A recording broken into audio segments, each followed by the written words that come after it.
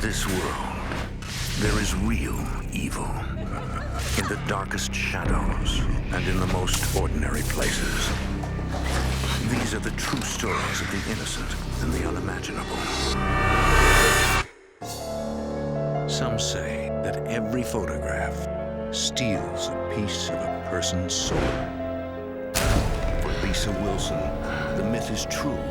A dead soldier, captured in black and white, invades her dreams and then her home. Steal her soul, one piece at a time.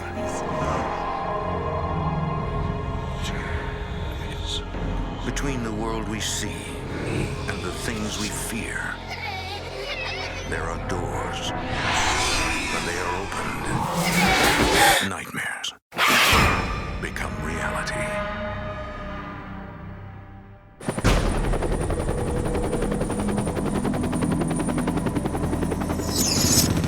More than 58,000 American GIs were killed during the Vietnam War. For some, the war and the suffering it caused may never end.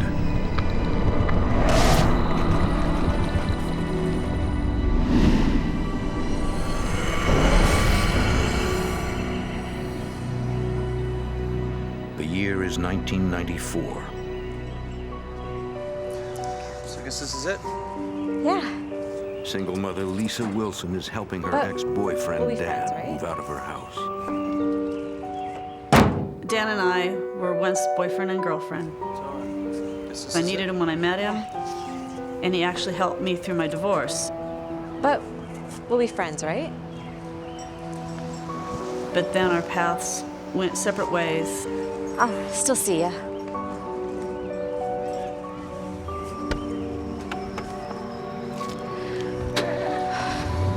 They're probably broken tooth, biting another Tyrannosaurus Rex, or biting into the bone of another dinosaur.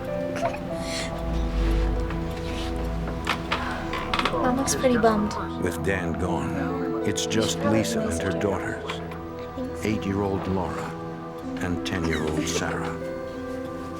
Lisa is working a full-time job as an insurance clerk while studying for her college degree. South Dakota knows how to find Black Hills Institute. Financially, it was a struggle for me. But, you know, I knew there was a light beyond the tunnel, and so that's what I was striving for. Hey, Mom. Is the TV bothering you? Just a little. We can go in our rooms if you want. How about when I'm done, we go out for some ice cream? Okay.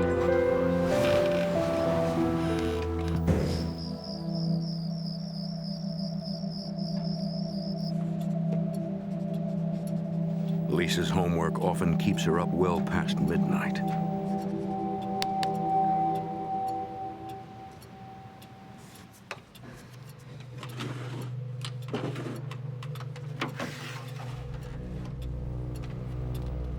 She discovers something Dan has left behind.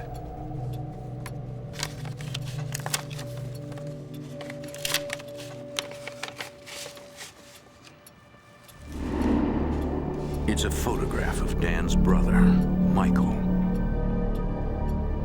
Michael had gone to Vietnam at the age of 18, and at 19 years old, a year later, he was killed. Michael was on a recon patrol when he was ambushed.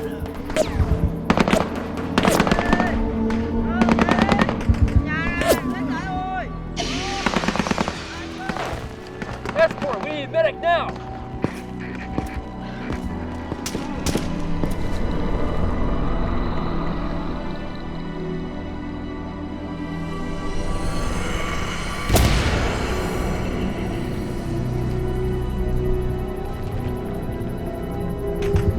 There was no body retrieved, just dog tags.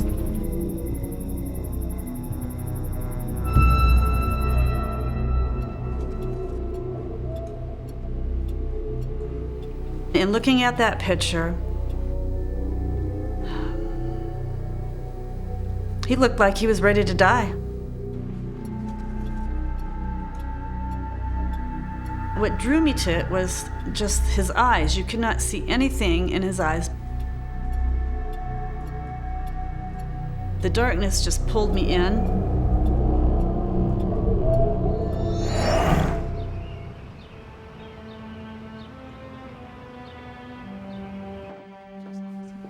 That weekend, Lisa's sister Carol visits the house.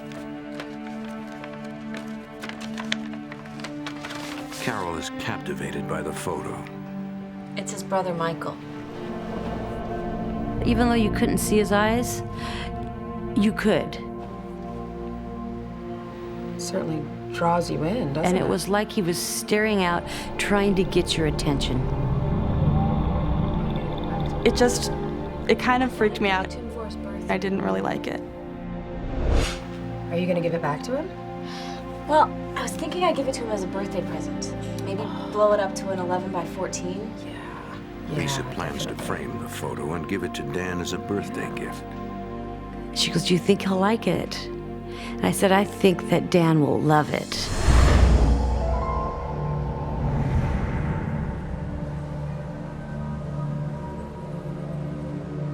Okay.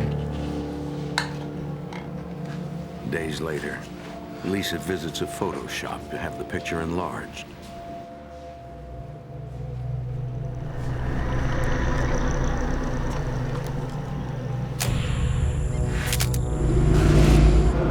You're gonna like this. A week later, Lisa picks up the custom-framed photograph.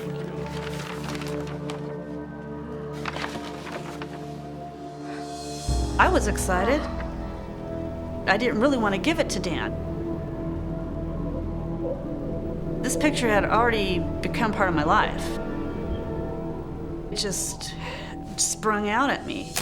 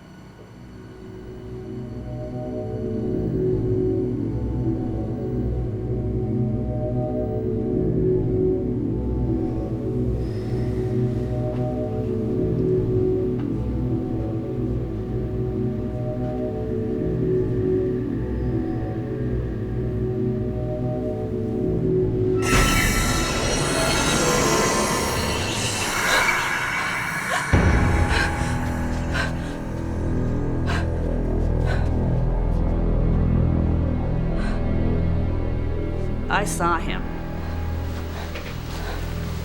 Then at that point I'm thinking, okay, the vivid imagination, and just, it has to be something else.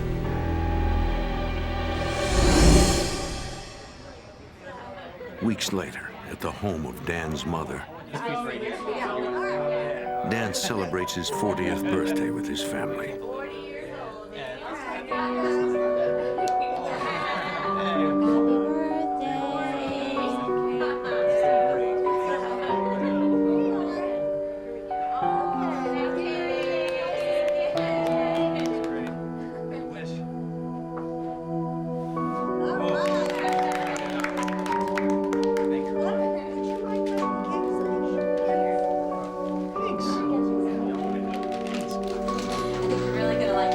She really thought that Dan would like the picture, especially considering it came from her heart.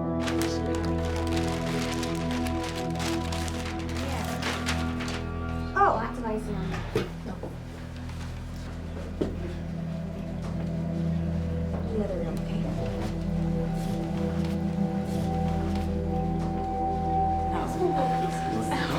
Yeah, Yeah, let's get one another piece of cake. Yeah. Who else wants cake? You want cake? Yeah, okay. Big piece. Yeah. No, I no. think we should, you know. I thought, oh my God, what have I done? Made one of the biggest mistakes of my life. Did you make this one? I bought this one. Definitely want the corner. Can you go to the room, okay? Piece right there. Half of it? Yeah, I don't think that's what I think she wants anyway. Yeah.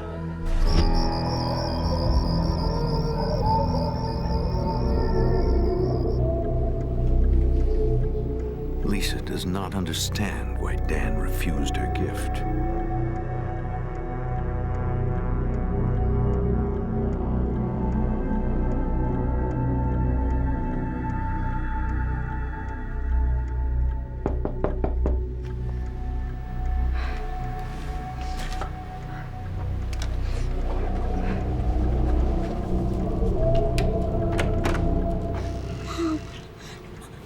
Mom, what's wrong? What's wrong? Why is the hallway so cold? It's always cold in the hallway. There's no heating vent out here. Everything's okay. It's always cold in the hallway. So let's just go back to bed. See? Okay. Can you leave the light on in case I have to go to the bathroom? Okay, honey. Good night. My sister and I were terrified, and my mom wouldn't talk to us about it.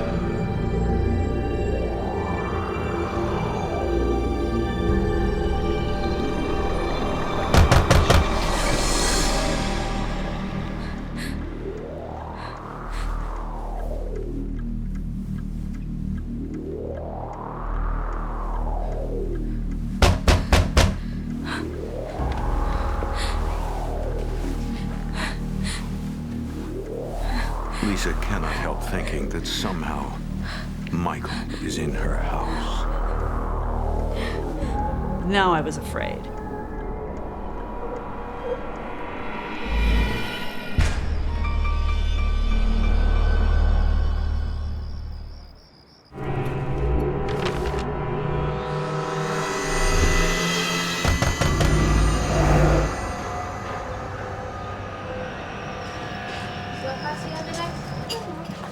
How can you not know?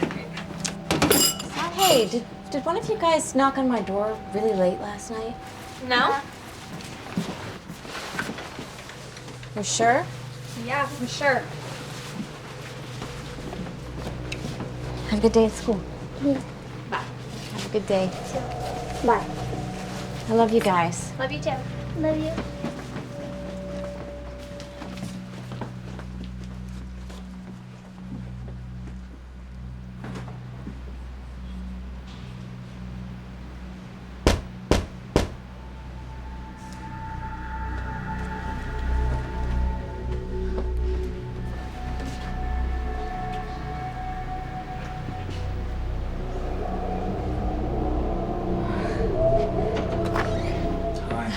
I'm really sorry about what happened at the party. Lisa's ex-boyfriend Dan okay. You want some explains why coffee? he was so Be great. upset by the photo of Michael. Look, I'm giving your picture back. I know you meant well, but it's just that Michael's a painful subject in our family. But he's your brother. Yeah, I know, but you don't know Michael the way we did. He was always fighting with everyone. I mean, one day he had this big blow I up did and- find out there was an argument of some sort, and he lashed out at his whole entire family and signed up for Vietnam, and he was out of there. And he was out of there. They never saw him again. Last time we saw him was on a bus headed to basic training. It's the saddest thing I've ever heard. Dan says his family tried to put Michael's death behind them. And it was a subject that Dan's family refused to discuss. They would not talk about the war. They would not watch movies that had anything to do with the war or Vietnam. That makes no sense. You know, and my mom, she saw that picture and she had some nightmare that Michael was knocking at her front door. Oh my God, I had the same dream. I think this is important, Dan. I think your family needs to come to terms with Michael's death. I don't want to talk about it. Look, Dan, they should've please, combined. please. Take Michael with you. Michael's dead.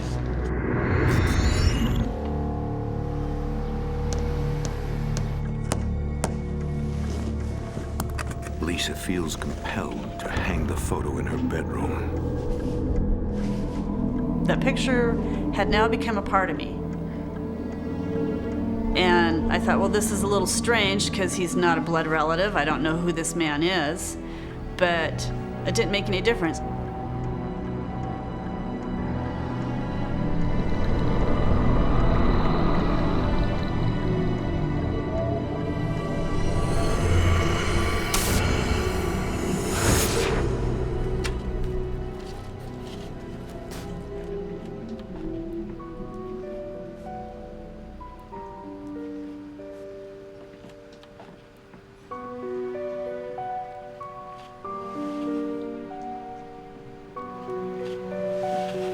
My mom started changing.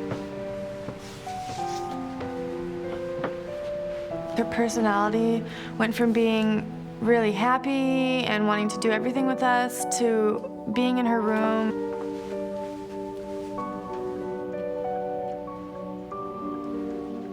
She just totally isolated herself from my sister and I.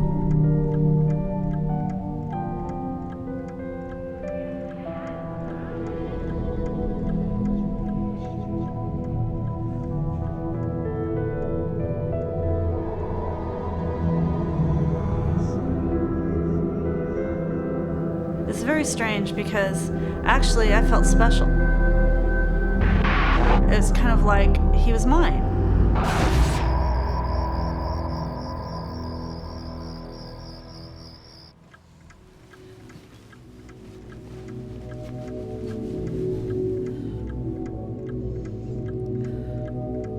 Late that night, Sarah is unable to sleep.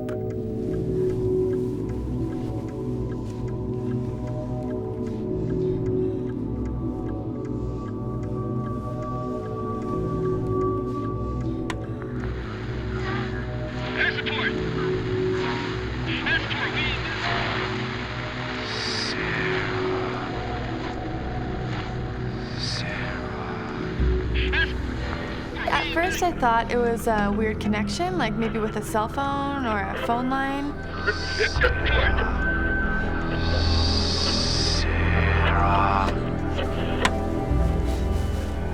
I just wanted to run away.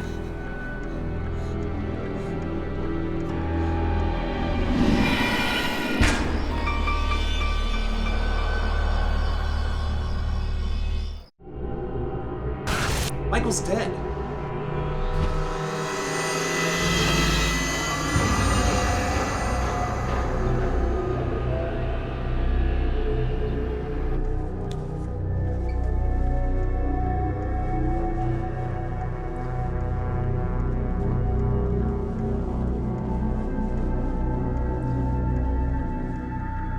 Lisa's thoughts are consumed by the photograph of a dead soldier.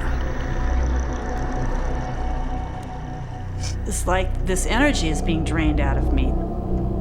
It's like just being sucked out of me and being filled with this darkness.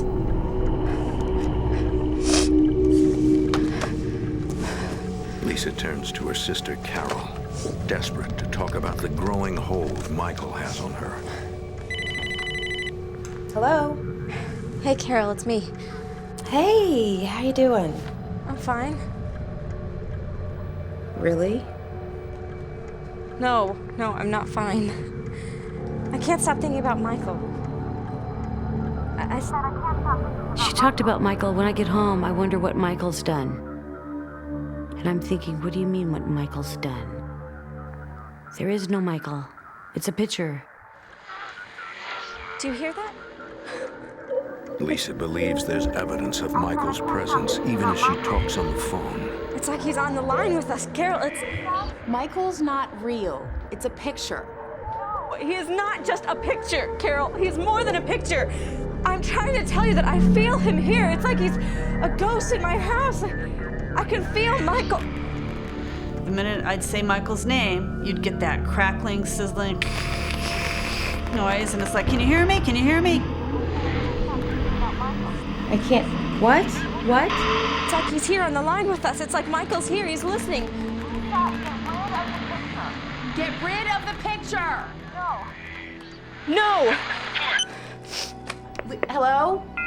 There's no way I'm taking that picture down. There's no way. I just can't tell you why, but that picture's staying up.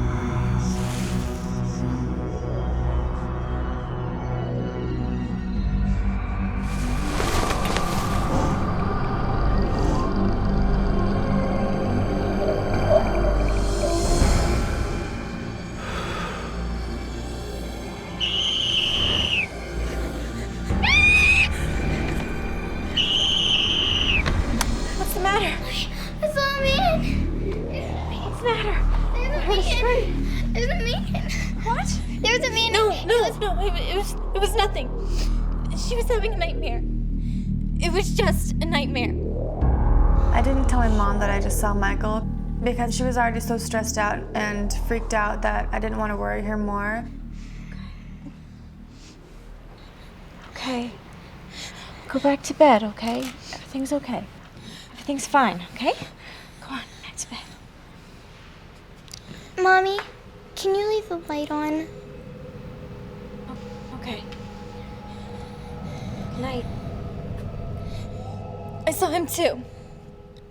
What should we do? We kind of realized that this Michael person isn't just a picture. It's gonna be okay. Obviously, Michael was in our house.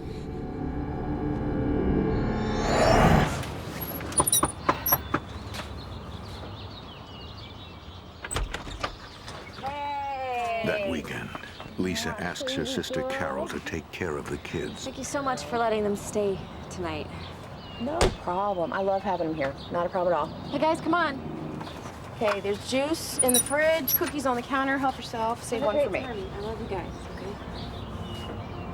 Now, I'm taking them because I want you to have a nice, relaxing weekend at home alone. None of this Michael stuff. Okay, I promise. Okay. All right. I'll take good care of them. Don't worry about it. I won't give much away. Oh, wait.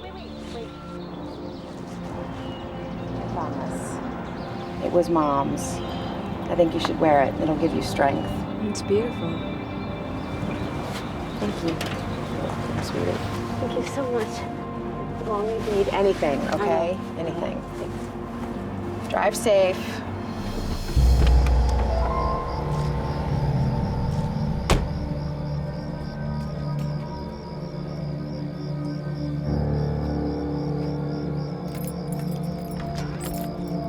Lisa will spend her first weekend in over a year without her daughters.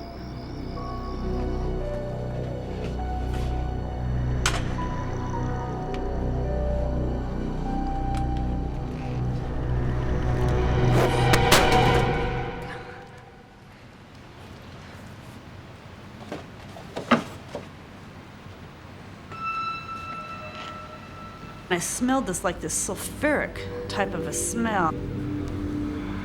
I could feel this energy, this crackling type of energy.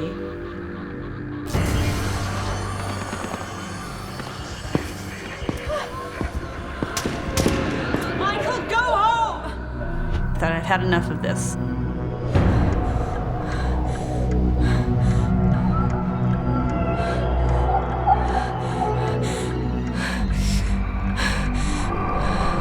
Lisa realizes she must break Michael's hold on her.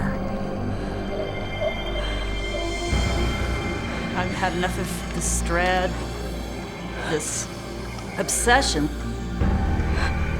He's controlling me.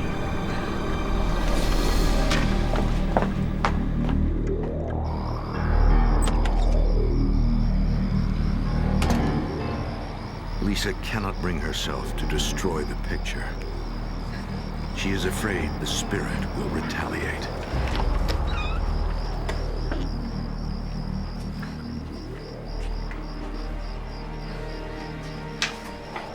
I was afraid of him, but I was also afraid of making him mad.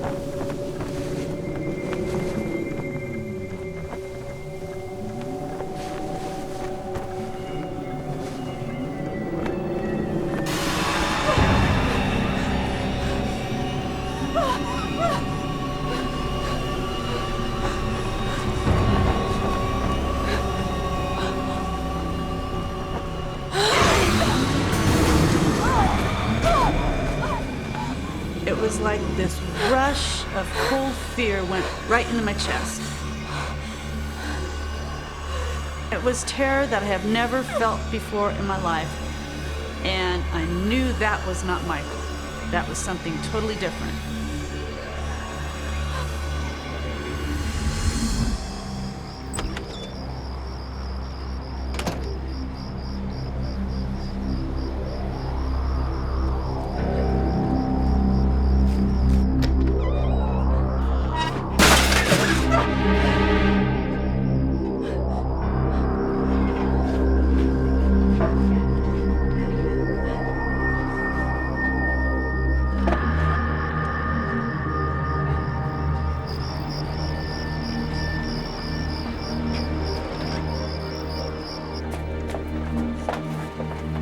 Lisa believes there are two spirits in her house, and that Michael may be protecting her. And I cried. I thought, what is wrong with me? What is wrong with me?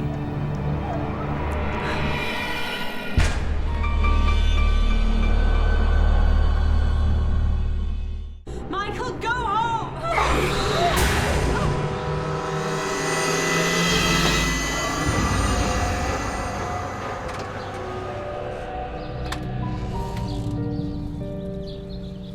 Hey guys!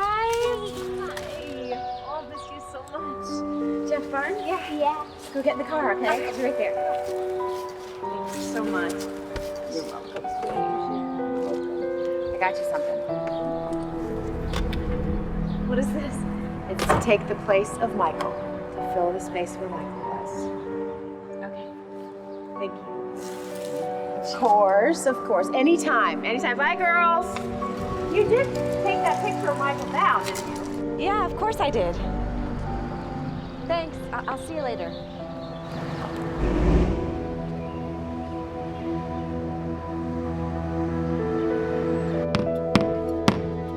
Lisa does not replace the picture of Michael, but she hopes that the new one will help lighten her mood.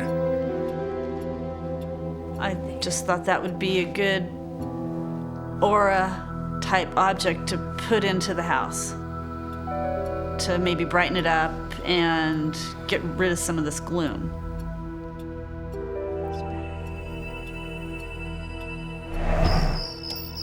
Each day to a riddle.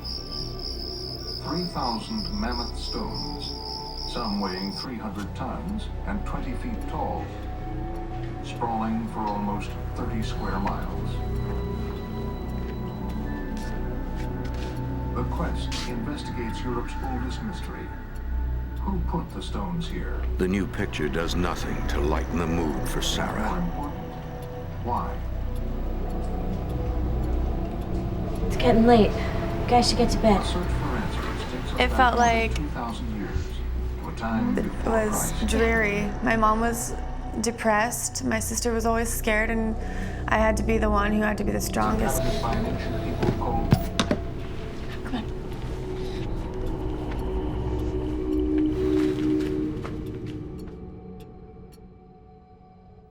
Laura continues to fear the hallway. Ready? Let's go.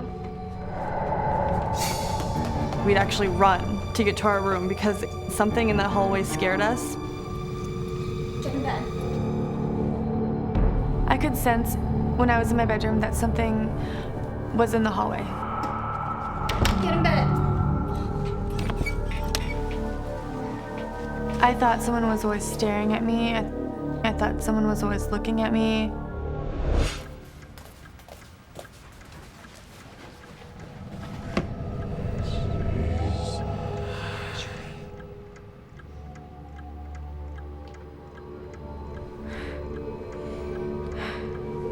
Lisa refuses to let the picture of Michael control her.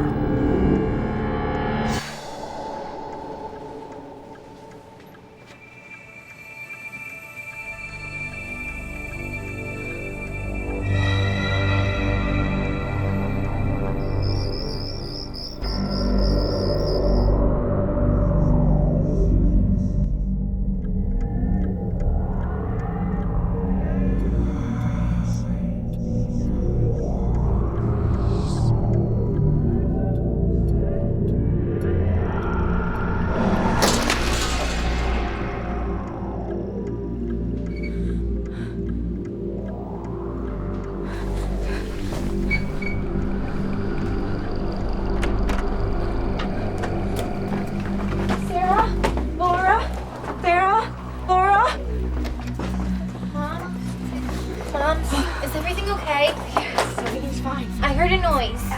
Everything's okay. I'm gonna go take a look, okay?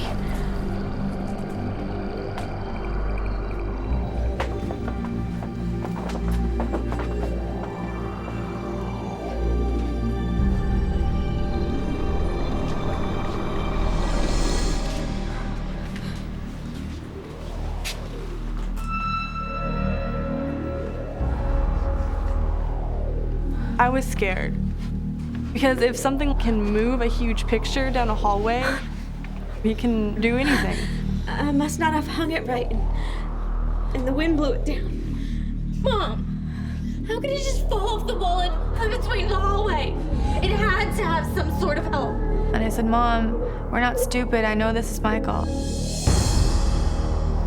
And I said, how do you know about Michael? He's been in our room before. Just because we see him. I couldn't see him, but they could see him. Laura didn't have a nightmare the other night.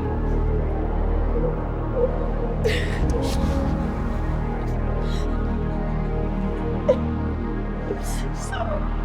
I now didn't know what to do or how to even begin to get rid of him.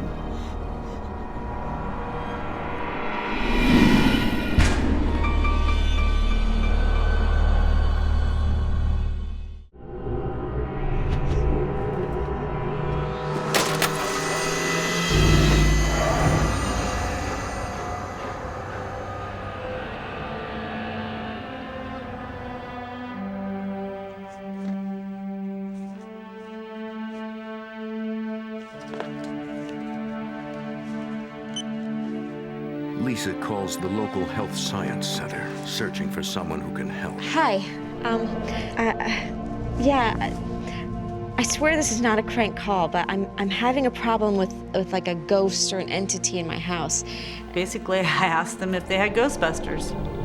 And they kind of laughed at me, said no. They said, but that's a great story. Well, do you know anybody who does? She referred me to Kate, who worked from a guardian angel type of a group. And she said she'll be able to help you. Oh, can I have that number, please? The group claims to help earthbound spirits find peace. Thank you.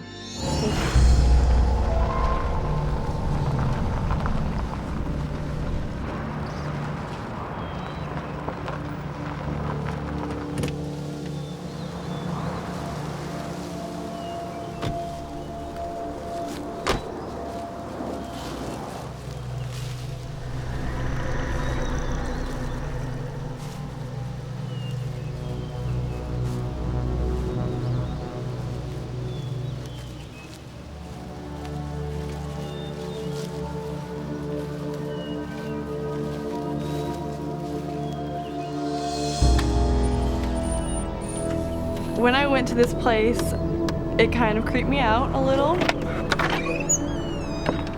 Yes, hi. How can I help you? I was scared for my mom. I was scared that it wouldn't work. And if it didn't work, what would we do?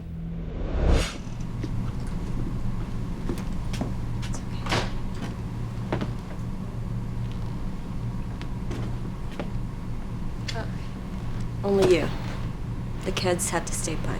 That's fine, okay? Just have a seat and I'll be right back out, okay?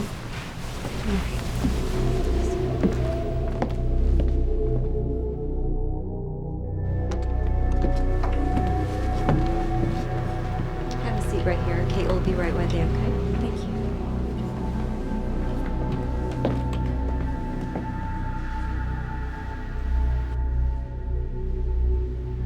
you. You're Lisa. What can I do to help you? Well, as I said on the phone, Lisa tests having Kate by trouble with a telling her ghost as in my little as house. possible. I just told her that our house is being haunted and I needed to get rid of what was haunting us. Yes, I know all about it. You brought Michael with you. Michael's tied to this earth by the anger that he feels towards his family. He's drawn to you because of your positivity and your ties to his family. He thinks that you're the light. What? He doesn't want to let go of his anger that he feels, but he desperately needs to. If you want to rid yourself of Michael, we can set up a channeling session. It'll take us a few days to prepare for it. Are you sure you are ready to let go of him?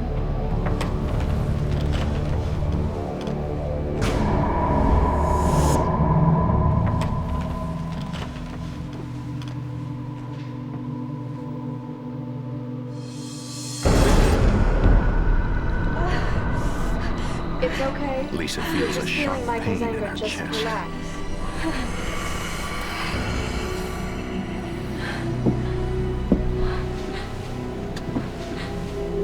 She says, well, Michael's gone. I'm thinking, whew, got rid of him. That was easy. I said, well, gone. I said, gone where?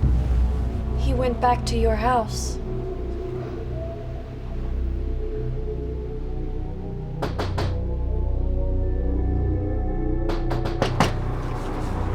It's gonna be okay. I promise.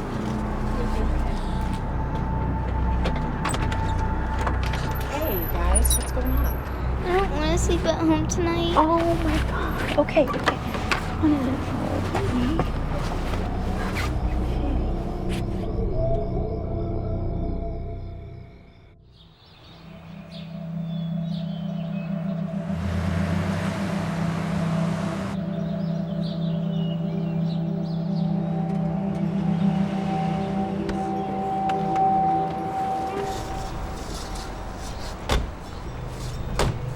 The next day, Carol wants to see for herself why Lisa is so afraid. All right. In a way, I really want to believe that it is a spirit. That way my sister's not crazy. And then in another way, I don't want to believe it's a spirit, because then how do you get rid of it? I felt that if that photo was out of the house, the attention that she gives it would be gone, and she would wake up and say, oh my goodness, life's going on and I'm missing it all. What have I been doing? I've been in a cloud. I know it makes the girls feel better. So what's been going on? Tell me what's been happening. I don't know. Carol cannot believe that Michael's photo is still on the wall. I wanted it crumpled, burnt. I'm gonna take the picture. Shredded. I'm gonna go outside and I'm gonna smash it to bits. Then all your problems will be over. No! Don't you touch him! Your hands off him! Don't ever touch him! It's not Michael. Michael isn't the problem. You don't know him.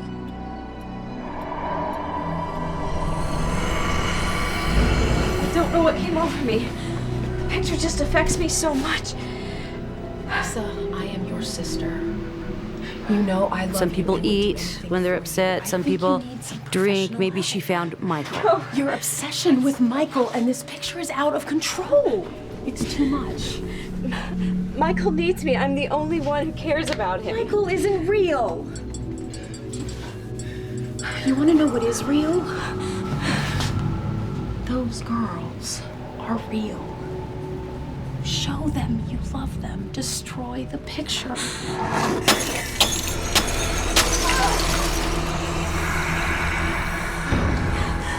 Come on. Let's go. You couldn't have paid me to go back in that house again. Ladies, to the car, please. Seatbelts. I was afraid for my sister's safety. I was afraid for Sarah and Laura's safety. Come on, girl. Carol takes the girls home with her. Lisa is left with an important dilemma: how to reclaim her life.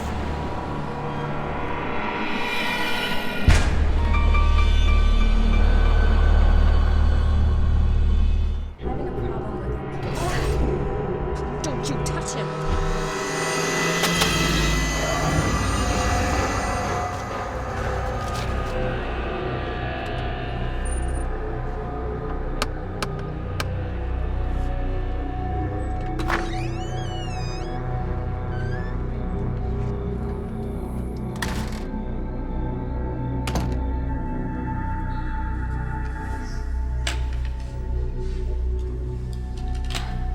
The psychic plans to use a channeler to make contact with Michael's spirit and encourage him to move towards a more peaceful afterlife. And that he needs to cross over to the other side. Okay. Lisa. When you're ready, we'll join hands, and then the spirit will come to me. Whatever happens, don't let go until Kate instructs you to. Okay. Are you ready? Okay. Are you ready?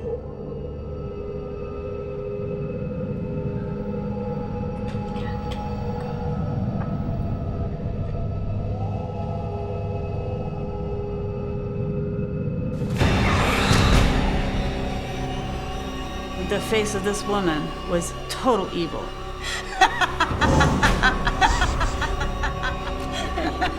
Who are you? My name is Steven. What do you want? What do I want? What do I want? I want Lisa to suffer. It's okay. It's all right. Don't let go of her hand. Why do you want to hurt Lisa? She was with me in another life. And I killed her.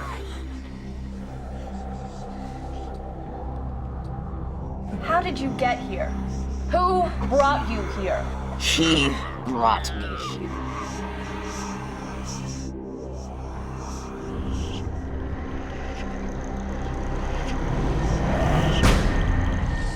Another spirit possesses the channeler.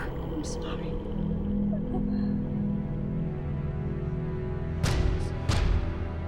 I'm sorry. I didn't mean to hurt you. Are you Michael? The psychic realizes that an evil spirit has been manipulating Michael in order to torment Lisa. Michael, why are you here? I'm here because of Lisa. She was there for me when my family couldn't be. Michael, you need to go to your light. Lisa is the light. No. You'll find your light. Look above you. Look up. You'll find your light. Stephen can't hurt her if you cross over.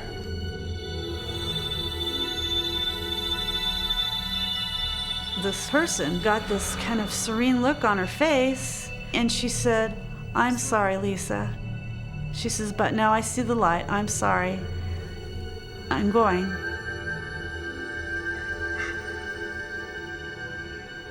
Goodbye.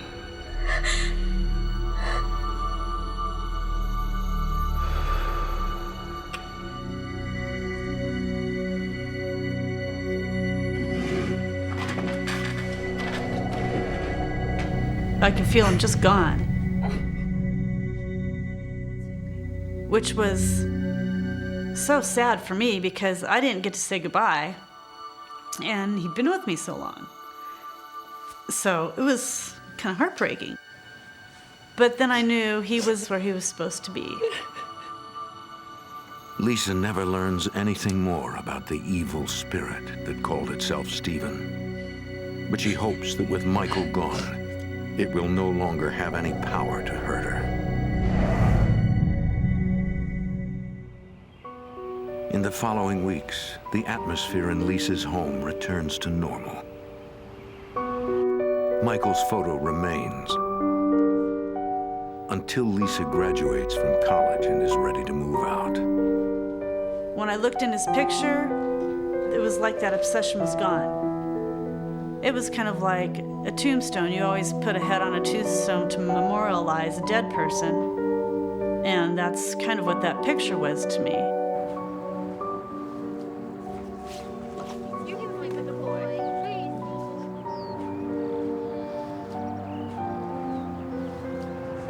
Michael's not in that box, is he? No, he isn't. Come on, guys. Let's get in the car, okay?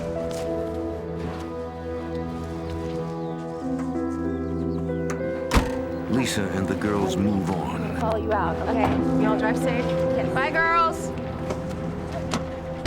taking only memories of the soldier who changed their lives.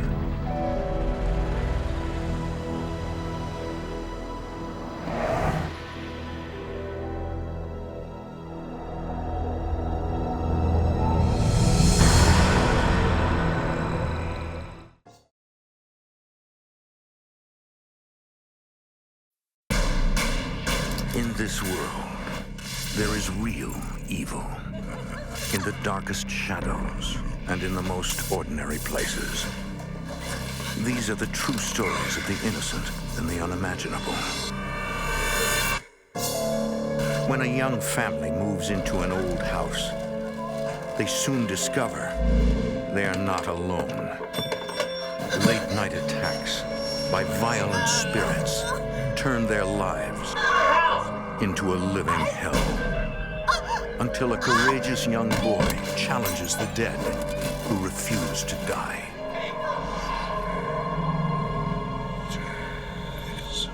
Between the world we see and the things we fear, there are doors. When they are opened, nightmares become reality.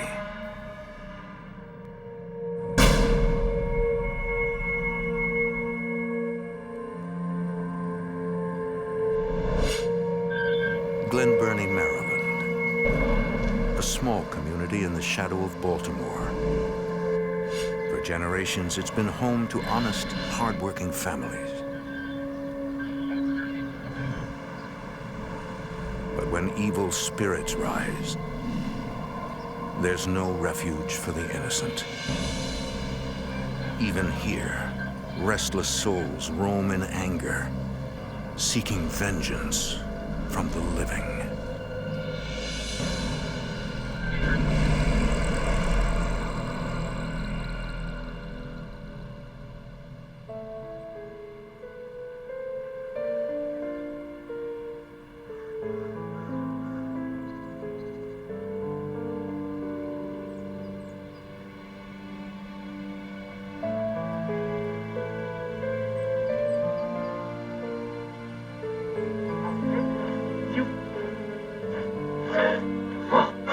Well, folks, I'm glad to say we have a special guest in our studio. He's Mr. Billy Bean, and he has an amazing story to tell. It's a story from the spirit world. Well, it's a long story. Maybe I should start from the beginning. Hey, we have plenty of time for an honest-to-God, true-life ghost story, and it's a tragic ghost story at that. Billy, I gotta tell our audience first, when I heard this one, I had to get you on the air. And we're gonna open up our phone lines in just a second. But first, our guest, Mr. Billy Bean, telling his story. In the fall of 2002, William Billy Bean appears on a popular Baltimore radio talk show. As a child, just with the Billy tells a true-life tale of evil spirits who invaded his childhood home noises in the house, and destroyed his family. crazy, strange happenings, and yeah, it's just pretty much haunted by. Well, as I advanced in my adult years, I just remained haunted by what happened and who was it and why. I'd get my story out and I'd tell it all. Wow. It just kept haunting. Well, so I decided to share my story and actually agreed to go on a radio talk show. The year is 1970. Billy Bean is 7 years old. His older sister and younger brother are as happy as he is when his parents purchased their first house in Glen Burnie, Maryland.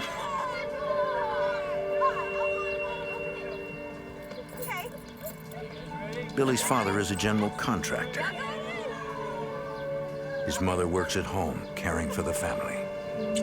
Oh, I know. I'm so excited. Our first home? My parents were just a very happy, loving couple, and my father was a hard-working man. oh, look at this. After years of renting and saving, finally moving into their own home is a dream come true.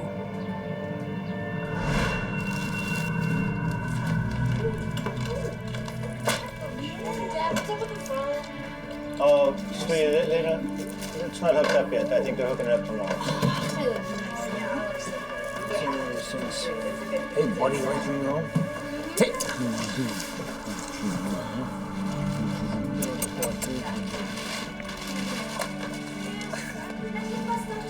Yeah, go ahead. You know where it is, right? Yeah.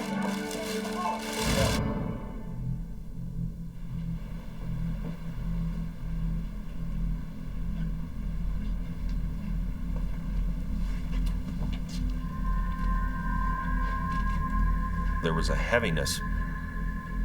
It just had an eerie look and an eerie feel. I just knew that something was scaring me. I didn't know what it was.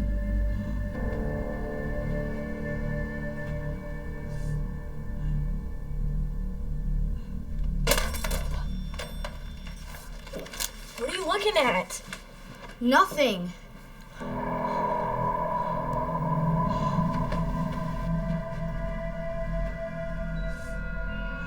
From the moment she moves in, 14-year-old Patty is uncomfortable in the house, particularly in the hallway.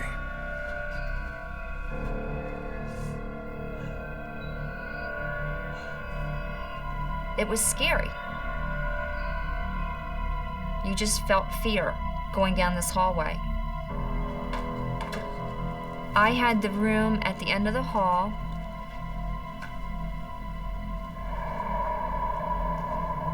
And it was always cold.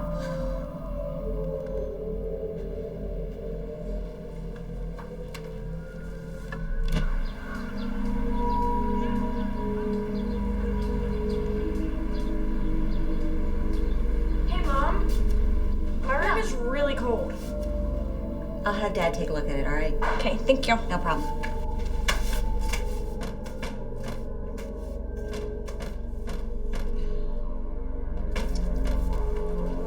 Billy! Billy! Billy! Billy, did you just slam this door? Well, then who did? Uh-huh. I had better not hear this door slam again. Do you understand? I certainly didn't do it. I was already frightened by the house, and when she asked me that, it just frightened me that much more.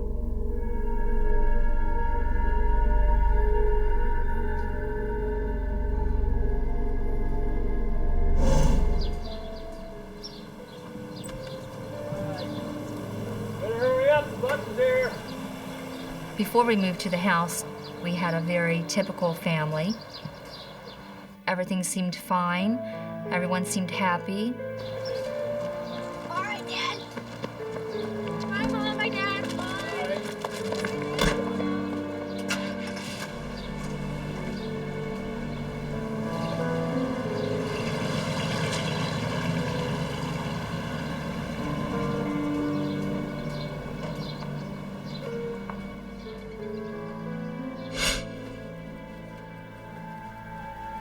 My mother would make the beds in the morning after everyone was off.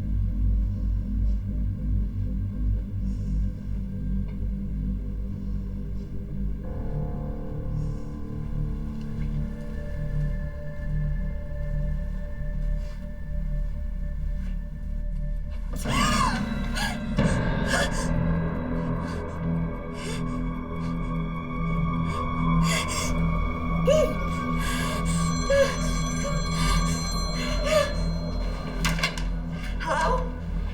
Hi, Mom. Yeah, I'm fine. I'm not really fine. I think I'm going a little nuts. What's going on over there? Patricia's mother, Helen, lives just a few minutes away. Doors don't just slam shut by themselves. Now, what is happening? It was over and over and over again. It wasn't like that. Well, I went in, there was nothing going on in there. Nobody's there, and I hope, anyway, So...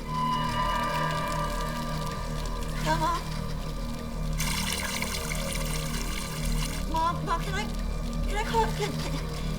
Hold on just a second, Mom. Patricia, are you there? Patricia, you all right?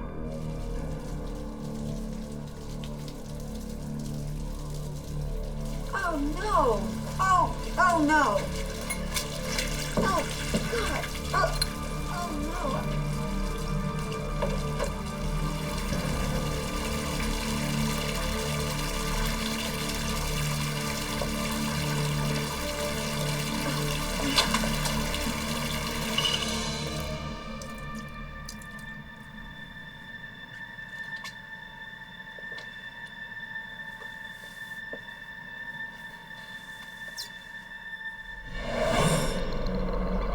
Patricia tells her mother she fears the house may be haunted. Sorry about that. I heard something down the hall. Well, I went down to the bathroom and the water was pouring all over the side. And I overheard my mother talking on the telephone with my grandmother about the water faucet incident. And that really alarmed me.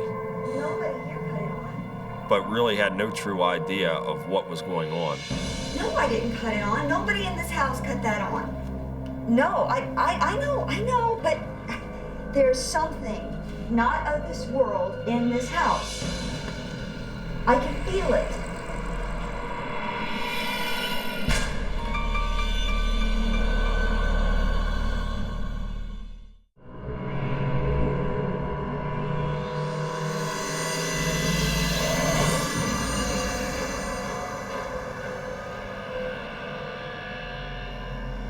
This guy took a skateboard to school, and the teacher took it. I'm telling you, there was water all over the floor.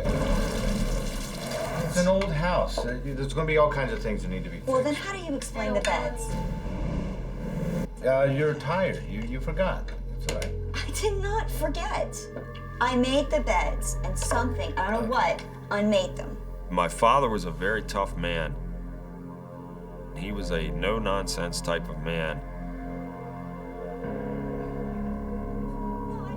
He just did not want to accept that there was even the possibility of any type of ghostly phenomena going on in the house. You know what? I'm tired of this house. I want to go home. Look, you are home. This is our home. We're not going anywhere. This is not my home. Patty. Let her Patty, go. Let her back go. here. Bill, let her go. Let her go? She's going to Kenny's, okay? We'll give her a call. She'll come back home, okay? We'll be later, okay? Come on, eat up.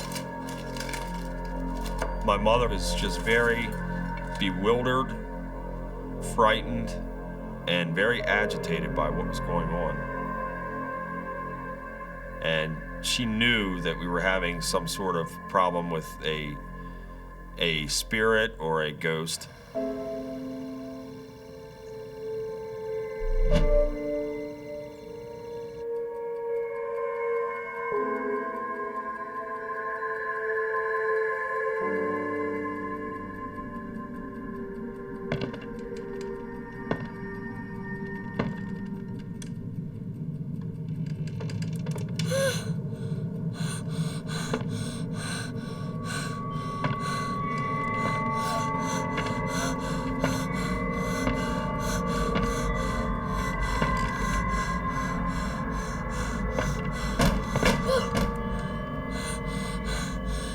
It sounded like heavy footsteps, like someone that would have a heavy-soled shoe.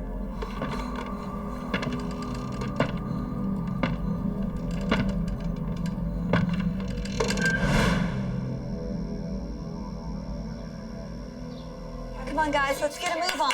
You don't have much time, sweetie. I didn't hear any footsteps. Did you hear any footsteps? You heard footsteps? Where did you hear footsteps? On the ceiling. What was it? Just tell me what happened. I was lying in bed, and I heard sounds from the walls. Is it the walls or is it the footsteps ceiling? on the ceiling. It was a squirrel or something. He's up there, got in a hole in the soffit or something. Squirrels don't wear boots. Squirrels don't wear boots, but you got me on that one. That's true. There's a squirrel or something up there crawling around. There's a hole in the soffit. I'll check it out, okay? Bill's lack of concern for what his family is trying to tell him begins to drive a wedge between him and his wife.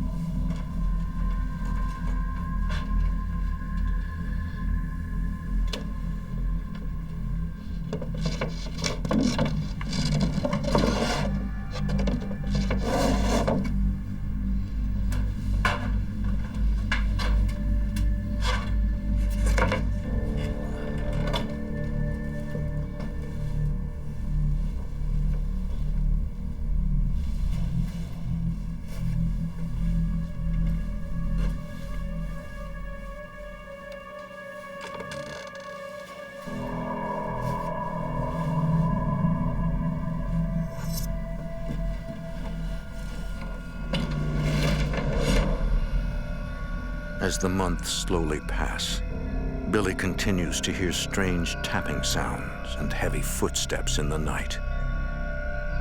But soon, it's his father who becomes his greater concern.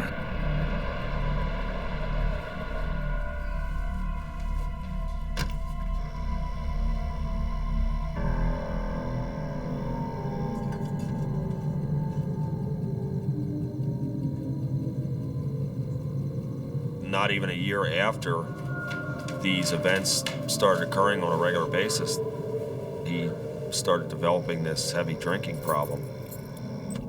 It progressively got worse, and to the point to where he was staying out for a couple days at a time. Business was failing because of it. I truly believe that these entities were pushing buttons and just trying to divide and conquer us as a family. If you just ignore it, it'll go away. Bill, there's something unnatural in this house, and I'm afraid for the children. Look, I'm not moving my family for something that doesn't exist, okay? Like I said, if you ignore it, it will go away. It's not that simple. It is that simple, okay? So just drop it. I'm not moving my family for something that doesn't exist. Bill, I'm not saying that This is my house. I don't want to leave the house. Look, we're not going anywhere.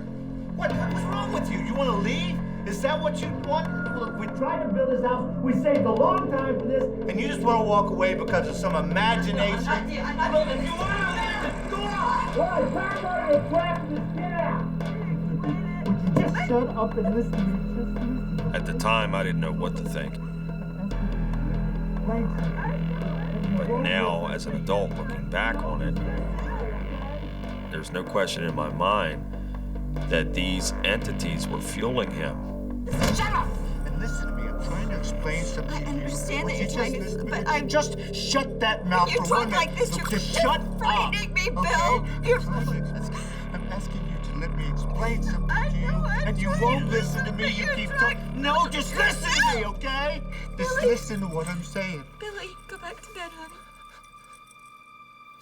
Did you hear what your mother said? Go back to bed. Now, young man, go to bed now. Now, young man, go. You see what the hell you're doing, man? No, I'm not the one doing this. You're the one. Shut up and listen to me. Young Billy cannot understand what's happened to his father. Before they moved into the house, he'd been a loving dad. And now, he was terrifying. I was so hurt by the things that he was doing. And I developed just a true hatred for him. And I had, pretty much after that point, had no relationship with him in a loving way at all.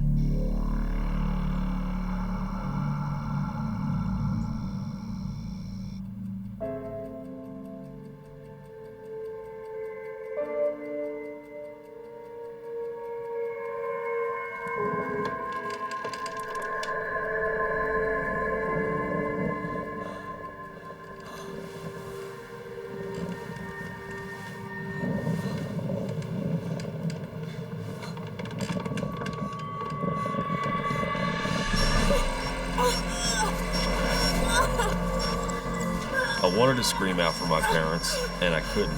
My mouth wouldn't even work.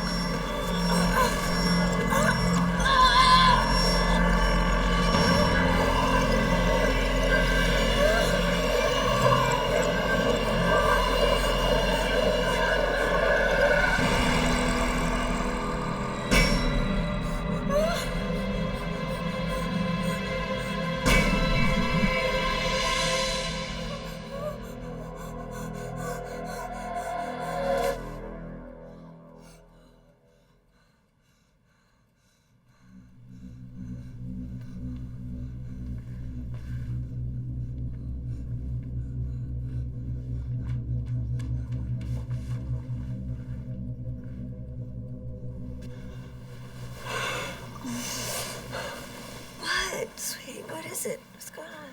I saw something. You're just having a bad dream. Now go on back to bed. I don't I absolutely did not want to go back in there. I was terrified. Okay, all right, sweetie. I'll go in there with you. No, you stay here.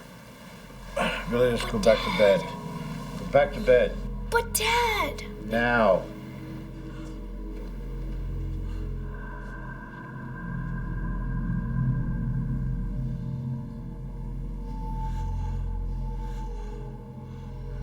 Billy.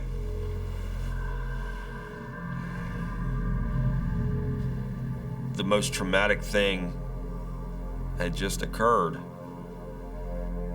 and my parents were sending me back to my bed, I did not want to go back to that room.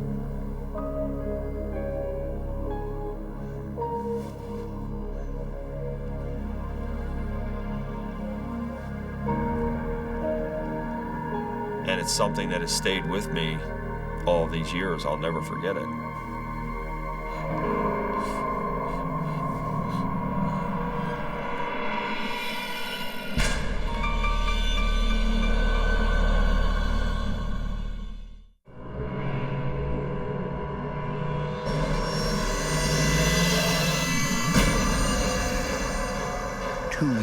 Of unexplained events have taken their toll on the Bean family. I have to get out. My parents are flipping out. I don't think my When I was 16, being in that house was difficult. I can't stand it anymore. One reason being the presence that I always felt, the fear, constant fear. Bye. Love you. Love you too.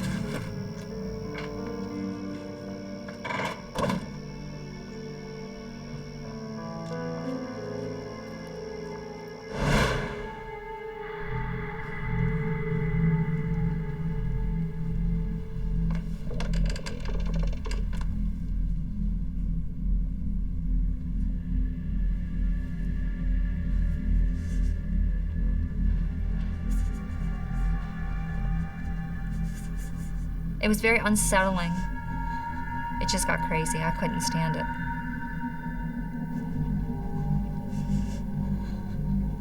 I didn't want to be there.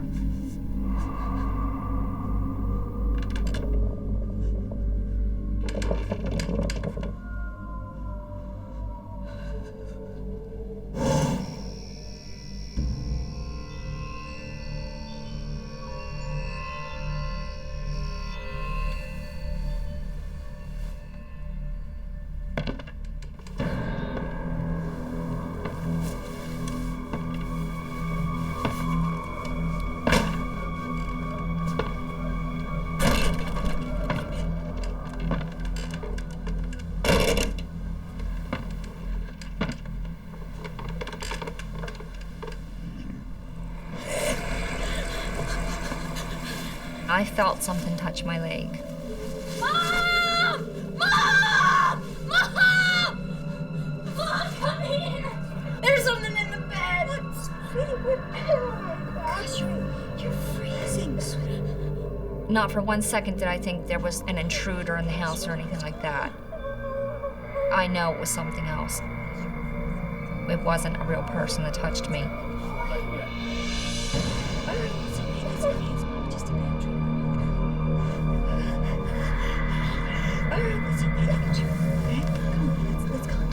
That scared me very much.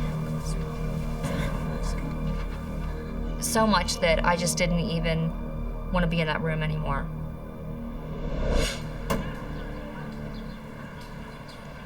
At 16 years old, Patty decides to marry her boyfriend as a way out of the house. Patty's mother begs her to change her mind, but Patty will not listen. Anything at all. Yes, anything. It wouldn't have mattered who my boyfriend was. I just wanted to get out. And it's so unfortunate it went from being a loving family to just a very cold family that was existing on a day-to-day basis.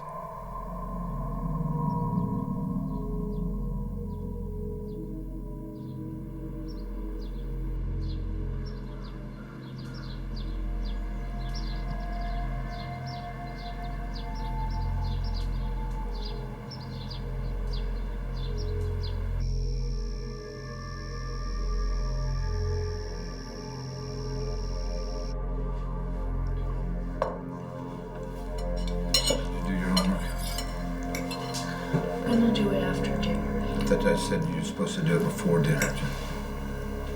He'll lighten up.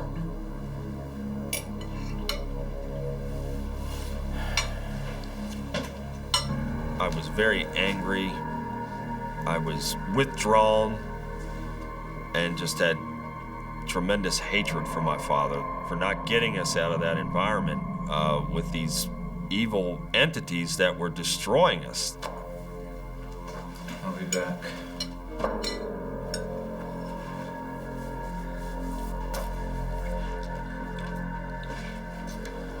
And then one day, Billy's father leaves and never comes back. Where'd Dad go?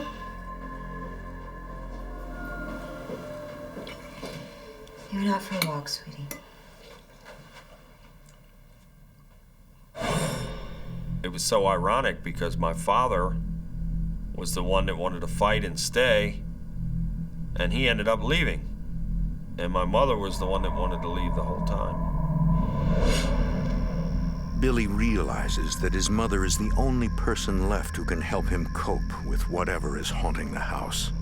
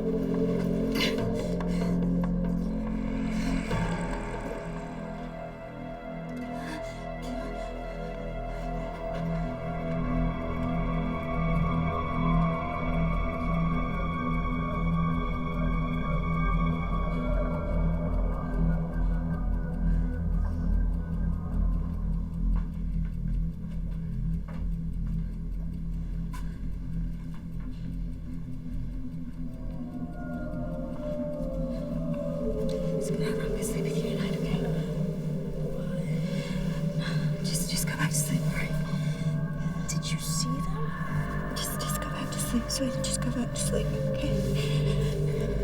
But did you see them?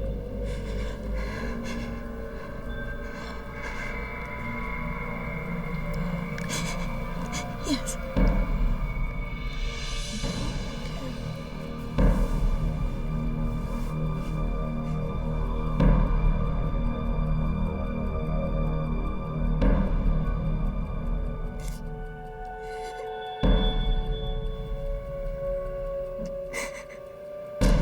Billy's mom begins spending every night with her sons. So there was 3 of us left in the house, and we were living out of 1 bedroom.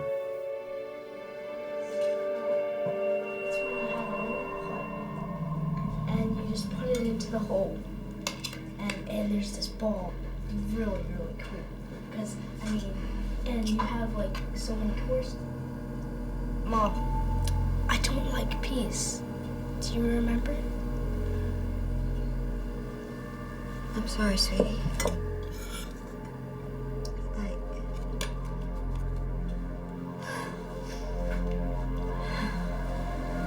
What's going on? Oh, he's just not feeling. Oh. What's going on? Go call your sister, sweetie. Phone's. Okay.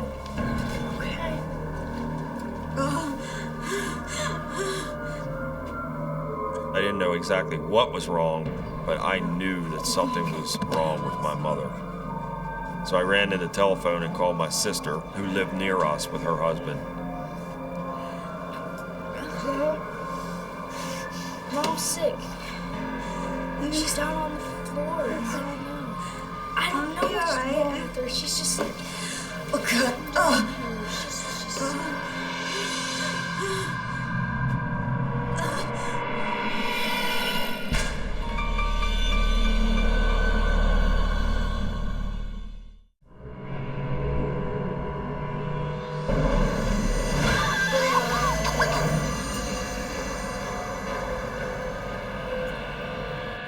Mother wasn't getting enough oxygen to her brain.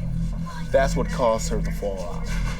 Okay, but she's gonna be fine. Excuse me, miss. How are you? Fatty Mean's mother? Listen, I'm gonna need to speak with you. Yes. Well, how is she? Why is she here? Your daughter had a slight stroke. Oh, a stroke. Okay, The but doctor she's going to be assures fine. Patricia's mother that the stroke is a mild one. It's gonna be just great. But she'll need to be hospitalized for additional tests for another condition. Her kidneys aren't functioning the way they should. A few days later, Patricia fully recovers from the stroke. But she will eventually require dialysis for her failing kidneys. Patricia, could I talk with you a minute? Come down here. What is it? What is it? I know, talking. Patricia's mother is convinced that the entities in Patricia's house are responsible for all her problems. She was in poor health, and she couldn't work. And we were stuck there. This house is all we've got left, and I am not going to be moving. We're not. Well, can't you come and live with me for a while? No, I'm not going to. As much as she would have loved to have gotten out of that house, there was an underlying factor here, and I truly believe it was the entities themselves that were controlling my mother and keeping her in this environment.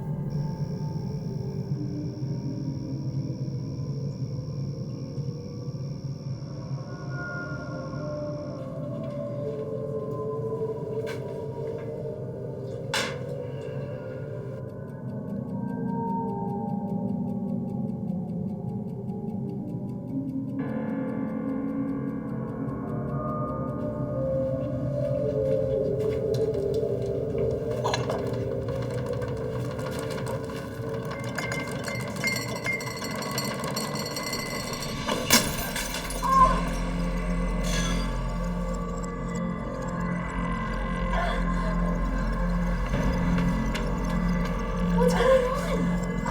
Mom, what happened? Go call your sister. I'm gonna need stitches. The phone, the number's right there, okay? Be careful, there's glass all over the floor. I don't want you to get cut. Something just happened. Come on, please help. We were living a daily nightmare. These things that occurred in this house are truly atrocities. It's gonna be okay. I would go outside every night and look up at the sky and just want something to take me. Just take me away from all this every night.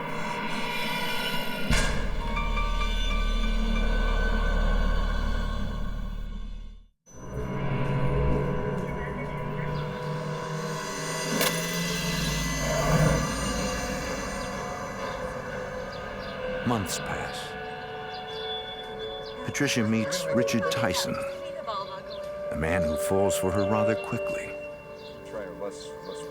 It was just one of them things. I've never experienced feelings like that towards anybody. Come on, guys. Lunchtime. Certainly the last thing on her mind was finding anybody to date, or with her health problems and the problems we were enduring in the house. But they took a liking to each other and then began to date.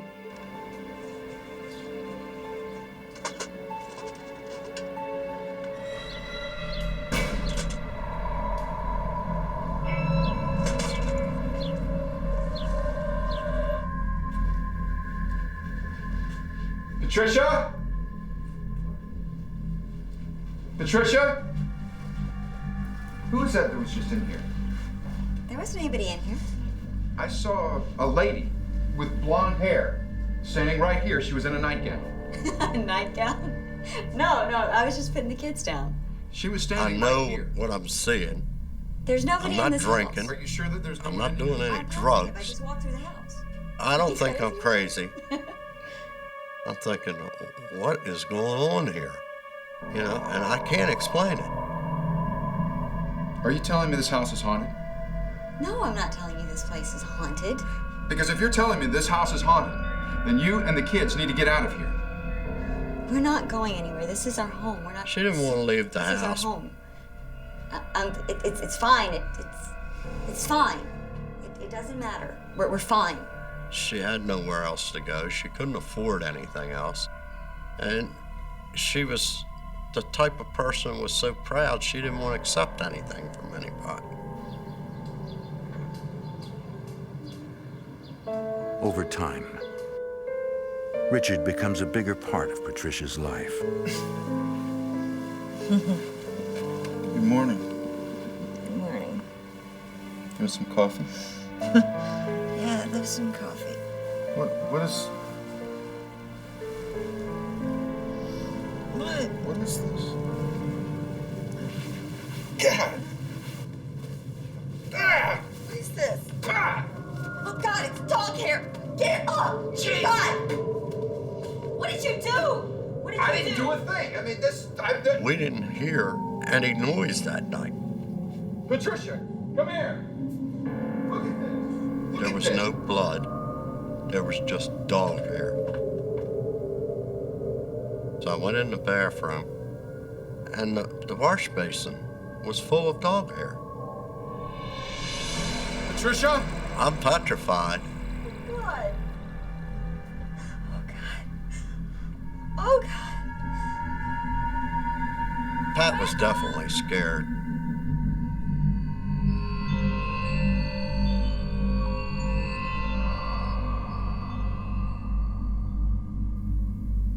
We looked for that dog for a week and had the whole neighborhood looking for that dog, and we never ever found that dog.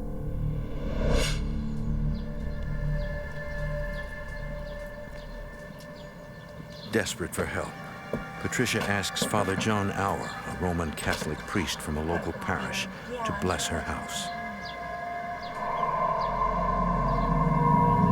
Patricia told me that they were having a lot of strange activity and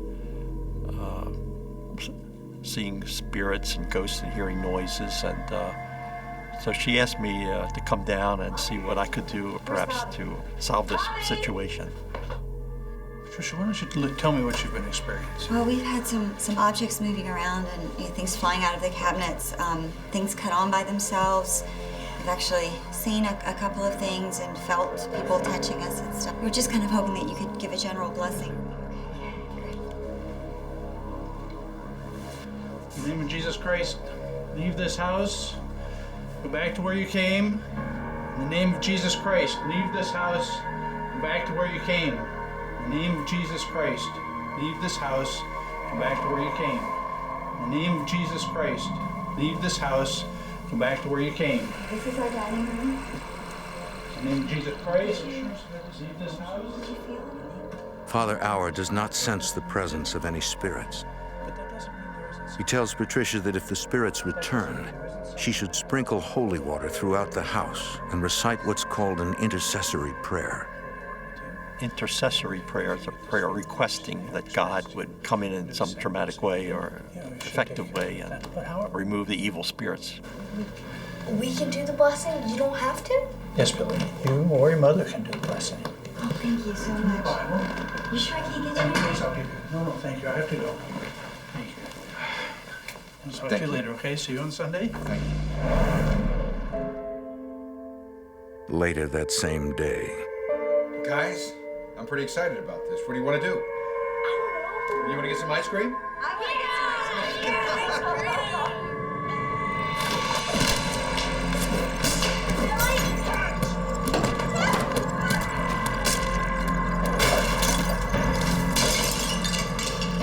Billy cannot take it anymore. He decides to confront the entity himself. I became enraged. I was ready to do battle with these entities. And I said to them, in the name of Jesus Christ, I command you to show yourself. I command you to leave our family alone. Jesus Christ, I command you to leave this house.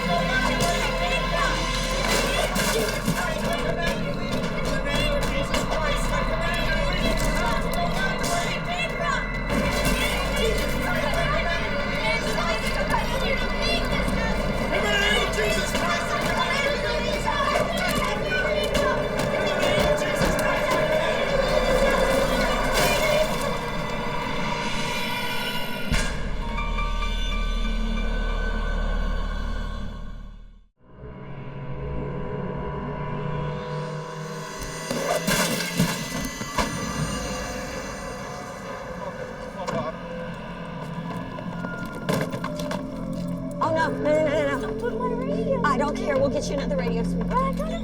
Patricia finally leaves with what's left of her family. In the back. Come on, hop in the back. Don't worry about the radio. Billy is relieved, but is tortured by not knowing who or what haunted their house.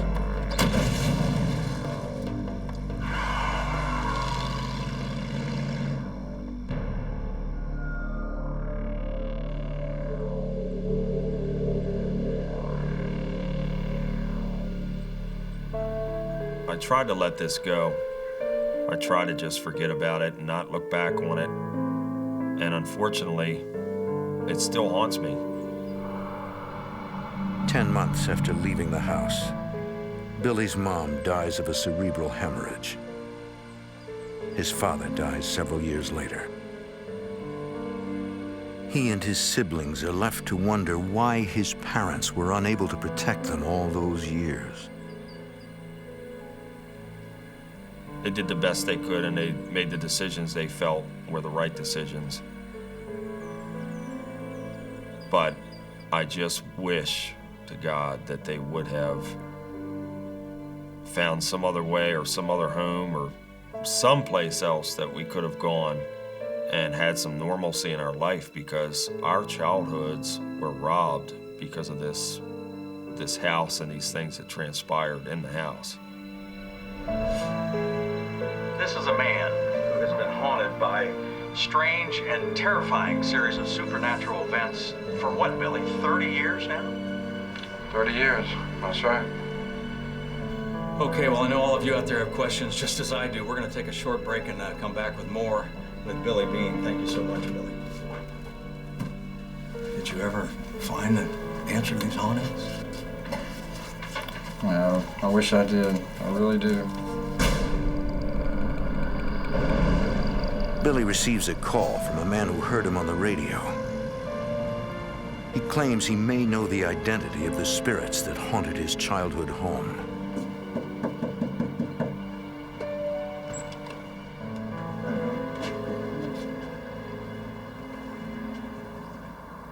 So I heard you on His the name radio. is John Romine. He was a police officer in the area for many years. Not only did he have a home that had similar occurrences to what our home did, he also was aware of many other homes in the area that were having these disturbances as well. Take a look at that. Romine tells Billy he's writing a book about these supernatural events. These are photos from that spot, and also. During my research, I found that the house that Billy Bean lived in as a child was actually, at one time, a rifle range used by both the military and the state militia. But it was more than a rifle range. The property was also the site of a tent city where soldiers and militiamen lived in the early 1900s. This whole area right there borders on where your house is. You mentioned two spirits. Yeah, that's right. Billy describes the woman with blonde hair and the man with the scar that tormented his mother. Terrible scar. I did some research on some medical records here. I did locate one former soldier who in 1904 had received a grievous bodily injury at Saunders Range, which is where Bill's house was built. Edward Cyprian. His name was Edward Cyprian. There it is, right there. Edward Cyprian. When Romine contacted the Maryland National Guard, he learned that while no photographs survived of Cyprian, his physical description matches the apparition that Billy's mother saw in the Glen Burnie house. Romine points out that rifles used at the time were prone to misfire. Injuries were often severe. The red streaks Billy's mother saw in the spirit's hair could have been caused by blood. Okay, And the heavy-soled walking in the house could be attributed to combat boots.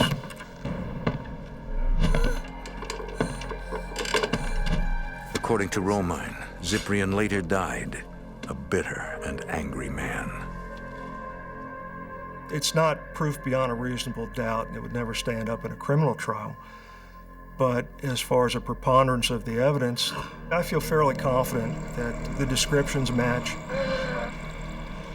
Romine has no explanation for the female This is apparition, what I've been finding.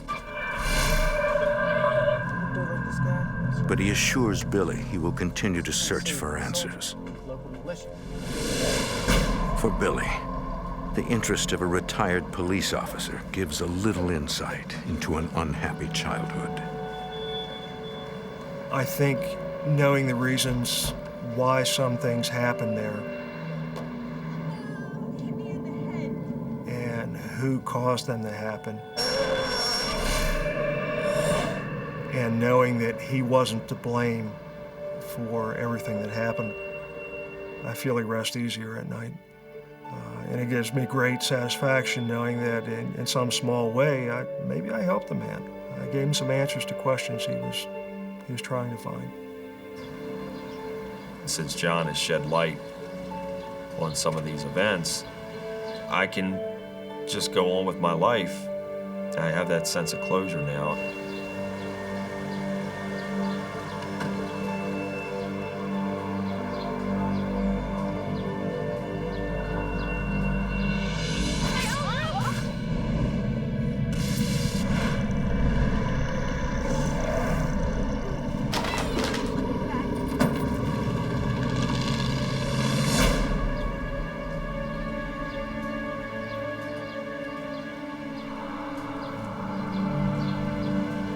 Can I help you?